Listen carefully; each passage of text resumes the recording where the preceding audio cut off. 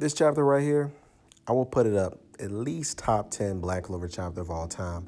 And I know that we got a whole nother arc to go, but this chapter right here, let's get right into it. So this chapter is pretty interesting because it opens up with a pretty big dilemma going on in the Clover Kingdom right now, because obviously the captains, they're having a meeting, and the royals and the nobles, everybody's very confused because of course they just seen Lucius slash Julius and his entourage just take out our boy Asta, and they're really trying to figure out like what in the world is going on. They're very confused and they're just trying to figure out who is going to be in charge. But of course, right here, we got the boots, the famous boots of Captain Yuno. We know that he is the captain of the Golden Dawn Squad right now. And let me just tell you guys, from reading this chapter, Yuno is not a happy camper. And why should he be? Matter of fact, none of the captains should be happy because, to be honest with you guys, they couldn't really do anything about Asta dying. And they're really trying to figure out, like, even if he's dead, they're trying to figure out, like, yo, can we recover his body? What are we going to do? And you could just, like, feel the mood of the captains in this room. I mean, it's pretty sad because Asta, we have to remember, was the hero of this last war. And of course, everyone had a part to play in defeating Lucifero. And yeah, it was kind of set up by Lucius, but even still, as far as the characters, they don't really know that, but Asta is the hero. And although he's definitely has ascended to higher ranks, Asta is definitely the heart and soul of the Clover Kingdom. And it's just really sad to see the captains this way. And he's not necessarily sad, but he's like incredibly angry because we have to remember, guys, Asta and Yuno grew up together. They are brothers. Like, they are pretty much blood related at this point. They're family. And he just heard that his brother pretty much got erased from existence. And he's just trying to make everything just fit together in his head because he's dealing with a lot of things emotionally. Even right here, they got a flashback where Asta's saying, man, you're always just in front of me no matter what I do. And he's like, what are you talking about? And I think on the real, knows that Asta is the man. Of course, they're rivals, and I think that this chapter pretty much showed that is almost right there in terms of power with Asta.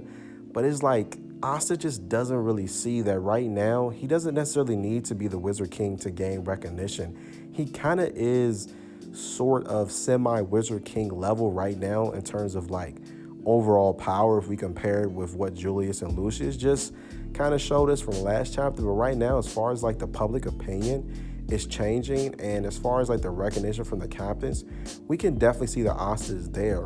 And the one thing that I really like from this chapter is that the captains are really taking this super seriously. And I know that comment may sound kind of like weird, but it's just the fact that you can really feel the emotion from this chapter. Like, Yuki Tabata has done really well with the artwork. You can see it all in their face, especially Yami. We have never seen Yami this mad. Like, he is incredibly pissed. I would probably rank Yami like third most powerful right now. So obviously he knows that he can at least do something about this situation. And of course, they feel kind of betrayed because Julius was, of course, close to Yami and William.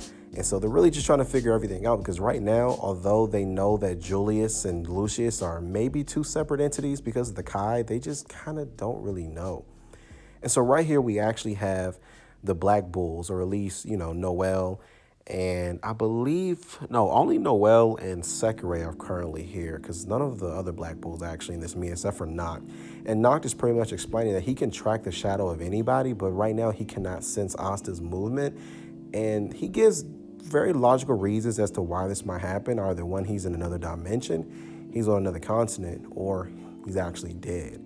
And we really see Noelle like in this meeting, and she's just like heartbroken. Like, you're really going to see from Noelle, Mimosa, and Sekirei, they're just depressed right now. Because think about this. If you're either three of them, Asta has been a pretty big like person in your life as far as like the impact and as far as like motivation. And even for Noelle, Mimosa, like it's a deep level of emotional connection. And for them to be like right there, and mind you guys, these are three characters that certainly went through a power-up, especially after the last arc. And Noelle hates feeling like powerless. Like, we can just imagine she's just emotionally torn right now. Mimosa, she's emotionally torn. Nero, definitely there as well. Like, these were all three women that are especially close to Asta and have been with him on this journey. And for him to just like disappear out of their lives, and for especially with Noelle, because I would say that she's like the most powerful out of the three, for her to reach this level of power and to be just come up so short from helping out Asta, You can only imagine what she's feeling, but hopefully she uses this as like motivation to get stronger, because I definitely want to see Noelle get to almost like Wizard King level within terms of like her power, because she should be there. Her mother was there in terms of power, so I expect Noelle to be stronger than her mother, so hopefully she'll get there eventually. And the other key piece about this captain's meeting is that they're also discussing the information that Yuno had learned over the past few weeks or months of him being, I believe it's like in the Spain Kingdom border, just trying to find out about the devil's whereabouts during this whole ordeal. Because we have to remember, guys, the gates are still open. Like this first and second gate are still open. They have not been closed at all. They haven't even found a way to close them. And it pretty much explains here that the high-ranking devils were able to make a connection, sort of like a ladder connecting to the human world and their world via just all of them kind of like connecting together. So we actually see a Adrenaline in the middle. And so we kind of see like there was just this division going on in the underworld. So possibly like Adrenaline had kind of told the other devils like, look, there's this guy Lucius. He's got this plan to overthrow Lucifer. You're going to be with me or against me? Let's see how it goes. So yeah, we pretty much see that Adrenaline, he's definitely got some things up his sleeve as well. Now this is very important because I wanted to put this panel last. Our boy Yuno killed high-ranking devils in an instant, and Adrenaline is the one who's talking about this, because Adrenaline is saying, I did not expect this human to get strong like this fast. And even Lucius, he's impressed. He said out of all of the situations that he was able to look at through his time magic, like of all the predictions, only one gives them the upper hand. And he really like sizes Yuno head up. Like he talks about all about Yuno's accolades and how powerful dude is. So yeah, Lucius is pretty much saying that I will deal with him, just like in another panel. You guys are going, I don't think I put this in this video, but if you guys read through the chapter, you're pretty much going to see that, yeah, pretty much Yuno and Lucius agree that they're both going to defeat each other. So let's see how that goes.